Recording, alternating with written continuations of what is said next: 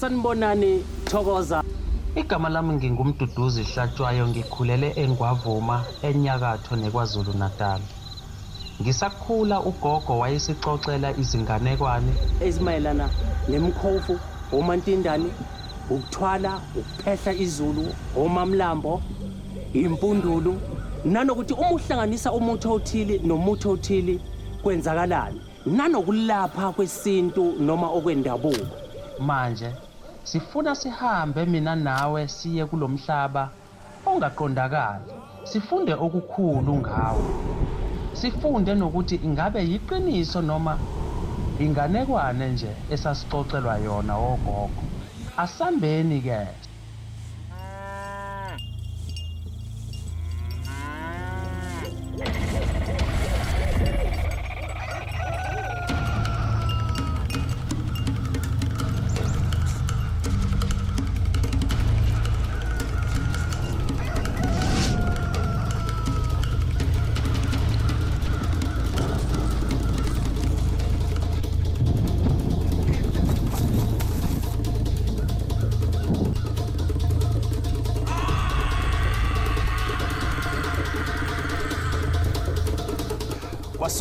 Kwasukasukela.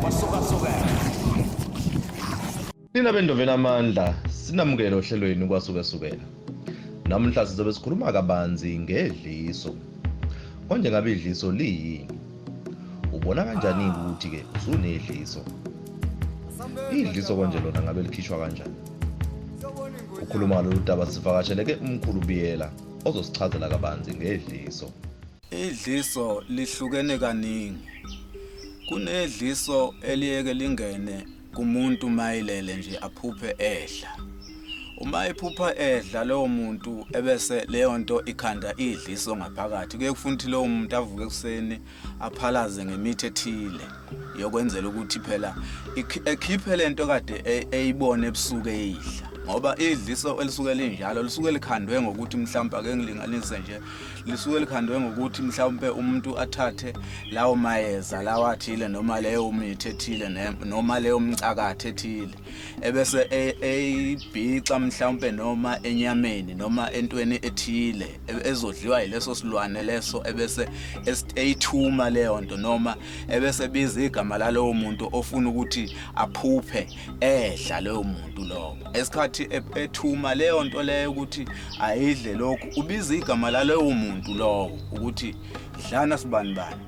njengamanje dlana sibanibani wena sibanibani wakasibanibani dlana esikhathi ebiza leso sibongo nalelo gama lalowo muntu lo ngale okuthunyelwa kulona kuyena idliso usezophupha edla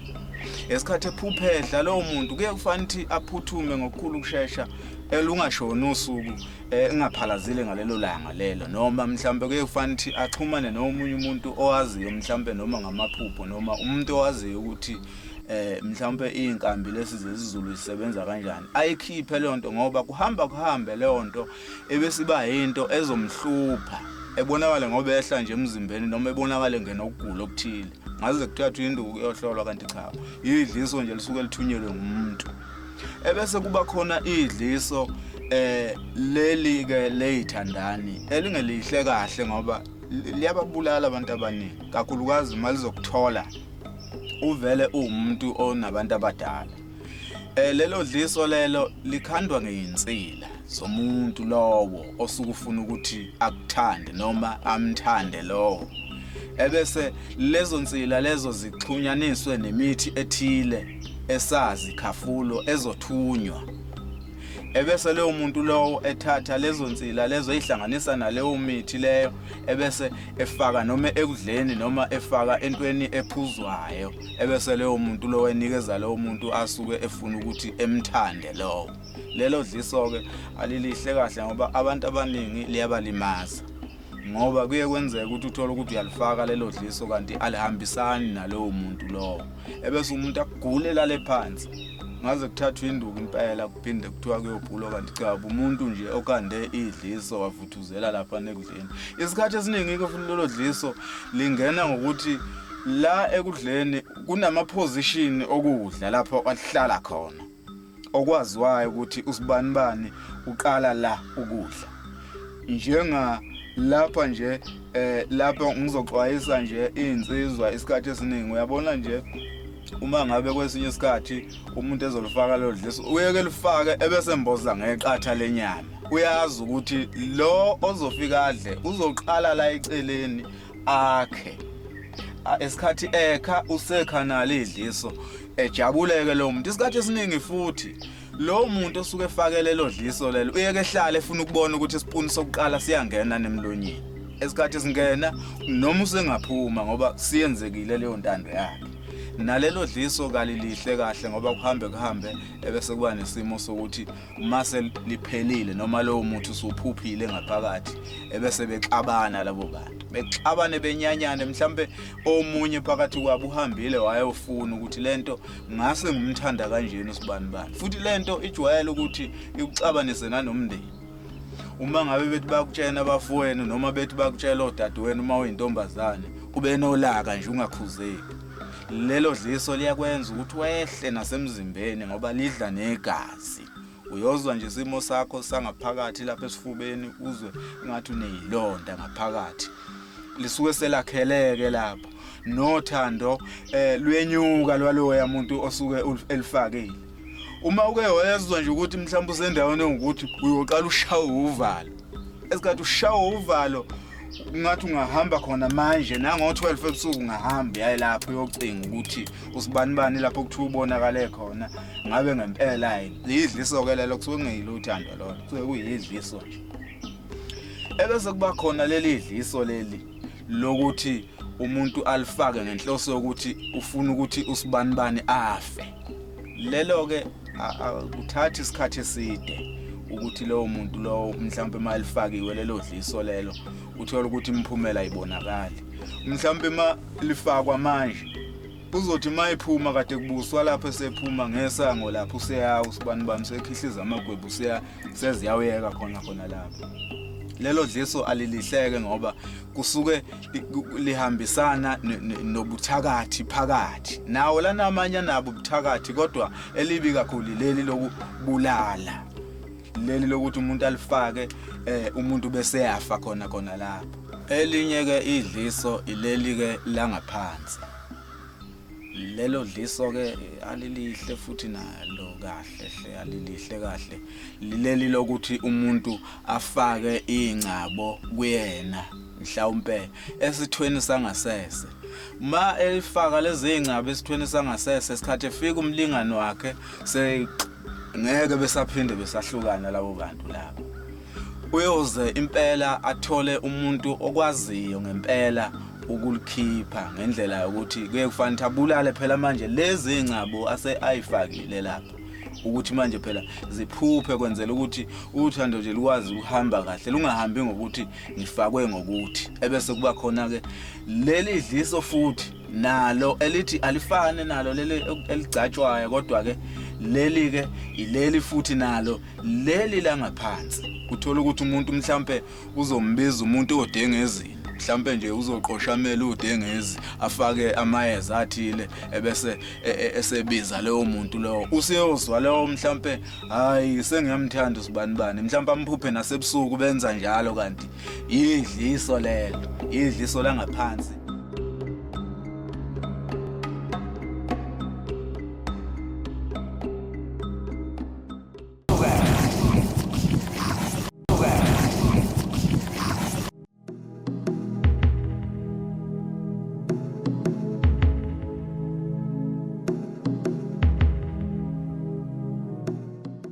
Siphinde sakhuluma nowesimame okade nenkinga yekhanda elingapheli. Sawona ingonyama. Igama lami nginqobile ngwakwaLugobe. Shuthi ekukhuleni kwami ngisemncane bengikhula nginokuphathwa ikhanda. Mangilele kube sengathi mangivuka lisala phansi. Shuthi ngahamba ngaya komunye umama engamhambisa uye engahamba naye engahamba nomama khona wangisa khona okwakuthiwa uyasiza obonayo noma ngenza ukumusha igama lakhe shuthi safika kulowo mama wangenza ezinye izinto laqhubeka ikhanda lababhlungu ngihambe ngiye esibhedlela lingabi ngcono ikhanda. So uma ngibuya esibhedlela ekhaya bebona ukuthi hayi no lento engathi ithanda ukuthi iyanyukela, bese sithi sihamba nomama edrobheni, bese sihlangana nomunye ubaba asichazele ngomunye umama esibona sihlala sihlezi phansi ngibhonqa ikhanda libhlungu, ngibeke ithawula elimanzi la ekhanda. Lento ibinokungenza nje ngisho ngabe ngisesikoleni ibingenza ngize ngicela esikoleni ngibuye, ngagcina ngisiyekile isikole ngahlala ekhaya. So masimbona lo mama edrobheni asilayele ngobaba uBiyela, lo umkhulu uBiyela, lo osizayo. Wathi kunomkhulu uBiyela, masifika lana wangiletha,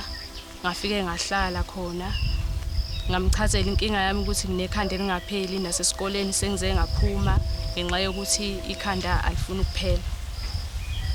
Shuthi umkhulu achitha amathambo akhe ke angihlolele ngoba uyahlola futhi. Shuthi emehlola athola ukuthi akuyinkinga enkulu kakhulu, ikhanda nje. Uma ngabe leli khanda lingiphethe bekuphuma inyembezi emehlweni. So makuphuma inyembezi bese ngingakhoni nokubona ngicimenze. Mase ngilala ke umkhulu wanginika umuthi, angazi umuthi omnyama usebenzisa amakhambi isikhathi esiningi. Wanginikeza umuthi ngawufaka emakhaleni, then wathi uma ngabe kuyikhanda noma kuyi-stress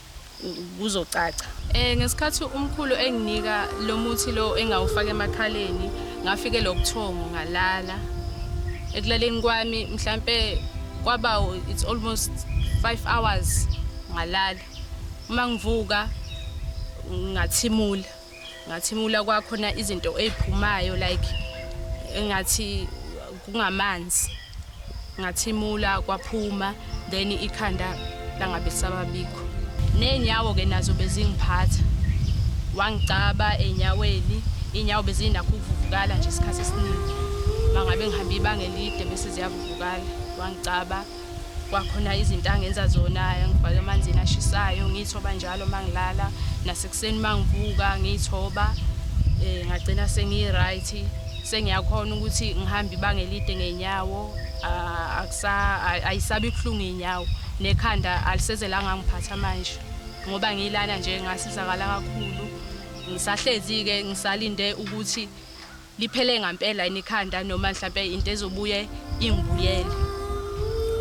So uma ngabe ngisahlezi ke ngizolinda ukuthi uma ngabe libuya futhi ikhanda ngizophinde ngimtshele umkhulu ukuthi liyabuya, kodwa ngiyathemba ukuthi ngelisabuya ikhanda ngoba ngiyalala ngivuke ngi-right nje, angisazizwa futhi ngiyidizi, ngi-right.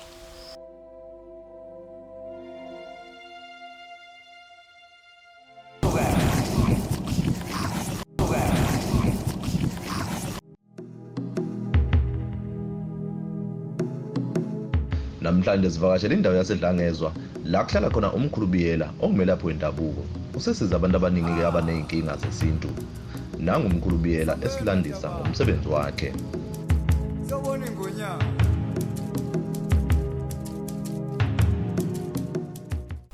Igama lami ngumkhulu uBiyela esihuzu endaweni yaseDlangezwa. Lo msebenzi waqala ngisesesikoleni. Qale ngisesesikoleni kodwa kwayinto engingayinabi. Ngangayinaka ngaze ngasebenza, ngahamba ngawusebenza kumlungu, hayi kwafunyaniseka ukuthi hayi umsebenzi yangehlula. La ngikhipha ke idlozi ngoba kwakhona emsebenzini benginakho ukuthi abantu umuntu ngimlaphe nje, ngingazi kodwa ukuthi ngiyamlapha. Uyovuka ngakusasa umuntu mhlawumbe mase sihlangana ngakusasa usezakele ilento engimnikeze yona, ngingazi ukuthi kanti sekuyilona idlozi leli elithi akangisebenza. Amakhambi ke isikhathi esiningi nginokuwabona ebusuku, ngivuke ngilihlanganise lelo khambi lelo, ngikwazi ukuthi ngenze lokho engikwenzayo engitshengiswe khona ebusuku ukuthi kufanele ngikwenze. Ngenze leyo nto ngiyibone futhi mangabe ngiyisebenzisa kumuntu ngiyibone isebenza nje, noma lo muntu ngimbone ngoba esefika sezobonga ukuthi engikwenzile kusebenzile. Ngabona lapho ukuthi hayi kula lapho kufanele ngithathe khona le ndlela le ngoba ngilokhu ngigoloza isikhathini esiningi ngoba ngeke ngahamba nakubantu mangithi umuntu afika ngangihloleli mina afike ethi hayi lo sizogcina ngaye ngigcine ngingahlolelwanga omunye mhlawumbe ngibe nayo ke inhlahla ngitshela ukuthi umuntu ufanele ngilungise u1 no2 no3 ngivele ngiyinyanye lento ngoba inyanga ngangizenyanya nje into okuthiwa nyanga ngangiyinyanya ngingazi ukuthi kanti nginyanya into kusasa engizoba yiyona uma nje ke lento mayisilokhu ihambe ngihlupha kanjalo ke ngihlupha ingenisa lapha kwahambe ngaze ngahamba ngayothwasa kwenye indawo ngafike ngathwasa ke lapho uma ngithwasa lapho ke ngahlala nje isikhashanyana futhi esincane mhlawumbe ngahlala inyanga ezimbili ngasuka lapho ngeqe ebusuku ngathatha imithwalo ngeqa lapho ngoba wayesefikile lo muntu engihamba naye owumkhulu engihamba naye nogogo engihamba nabo sebengitshelile ukuthi akukhona lapho kufanele ngabe ngisizakala khona ngahamba ngaye kwenye ngafika ekhaya bangifika ekhaya bangibona bese ngiqhamuka nemithwalo ngafika lapho mangifika ekhaya ngathi ukuhlala mhlawumbe inyanganyane ezimbalwa ngaphinde ngadlulela kwenye indawo futhi ngafike lapho ke ngafike ngayidla ke impande nakhona vele kube ngihlebela ke imithi ethile ngikhona lapha ngikhona bengitshela ukuthi kufanele ngihlanganise umuthi ukuthi umuthi ukuthi lapho ukuthi noma nje mangihambela endleleni kuvele kufike nje ukuthi ake ngikhe lo muthi lona ngihlanganise nalo ebese ngishaya isifo esithile noma mhlawumbe umuntu uma engitshela ukuthi isifo esithile sishawa ngokuthi bese mina ngiyi-ede lo wami osuke engqondweni yami ukuthi nokuthi kungangena la idliso ngiyalelapha umuntu uma ephethwe ikhanda ngiyamelapha umuntu uma ephethwe izinyawo noma enombhulelo ngiyamelapha umuntu mangabe enenkinga mhlawumbe nomuntu wakhe azwana naye ngiyakwazi ukuthi lokho ngixazulule ngamakhambi nje hayi ngani ngamakhambi nje eyodwa ngiyakwazi futhi ukuthi umuntu mangabe enezinduna ebusweni lo muntu awasheke lapha ebusweni abe muhle njengami nje ebusweni usuke yonke into esuke ilapha ebusweni kube ngathi ufaka i-makeup andawo ifakile i-makeup zihlahla nje zona ngiyakwazi futhi ukuthi ngilaphe isifuba mangabe umuntu ephethwe isifuba ngiyakwazi ukwenza lokho nanokuthi ke umdlandla wasekamelweni mawungenawo ngiyakwazi ukuthi ngikwenzele into ozoyiphuza kwenzela ukuthi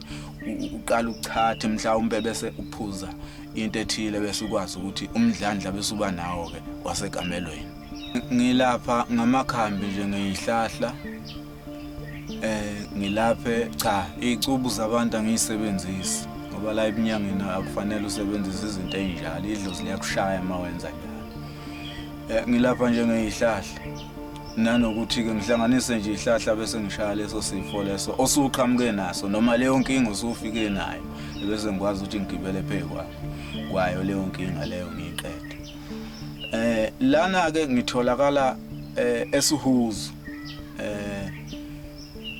inamba yami iyo 060 9575 803 060 9575 803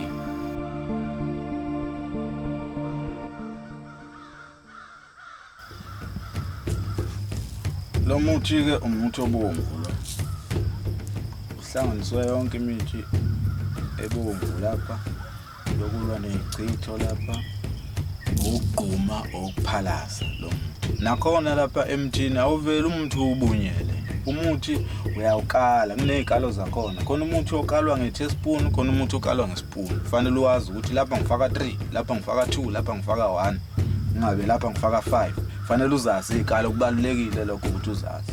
obomvu lo wokuthi umuntu aqala usebenzise kuqala ngaphambi kokuthi ebese eya kulo omhlophe awusebenzisa umuthi omhlophe ungawusebenzisile lo bomvu qala usebenzise lona nje okugquma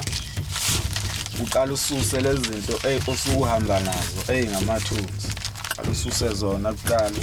ngaphambi kokuthi ke ungene kulo omhlophe ngeke usebenzise umuthi omhlophe ungawusebenzisile umuthi obomvu nakhona ke lapha emthini kubalekile ukuthi ubhale umuthi ngaphandle umbhalele umuntu kwenzela ukuthi abone phela lo muntu ukuthi umuntu usetshenziswa kanjani ngoba omunye umuntu uyaphuma mhlawumbe la emakhosini sekhohlini kufanele umbhalele ukuthi lapha usebenzisa izibhunu eziwunguthi umuthi wani lo ngoba ukuthola abanye abantu ukuthi umuntu usenekhemisi endlini awasazi ukuthi umuthi lo owani ngoba awubhalile ngaphandle kufanele ubhale umuthi kubalekile lokho ngithi uyabona nje ngiyabhala la gquma 1 spoon 3 days uyambhalela umuntu kuzabona ukuthi kuhamba kanjani ebese ke umhlanganisela ke umuthi omhlophe nomhlophe ke mhlophe lo wokukhipha lo phela ngeke uhlale usebenzisela umuthi kuphela kufanele ubukeke mawusuwasusile la mathunzi use uba umuntu okahle nawo oqhuma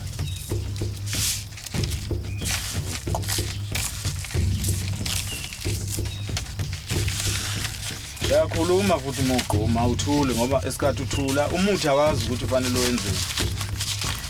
kufanele utshele umuthi ukuthi ngiqhumela ukuthi ngicela ukuthi kodwa kulo bomvu uyaqalekisa kuqala uyaqala uqalekisa bese kuthi ke kulo mhlophe ke usiyacela ke izinto oyifunayo siyacela ukuthi ngifuna ukuthi nokuthi umuthi kwenzela lonto sokuyicelile ngoba nje ubuhlanganisiwe nje uhlanganiswe ngamagama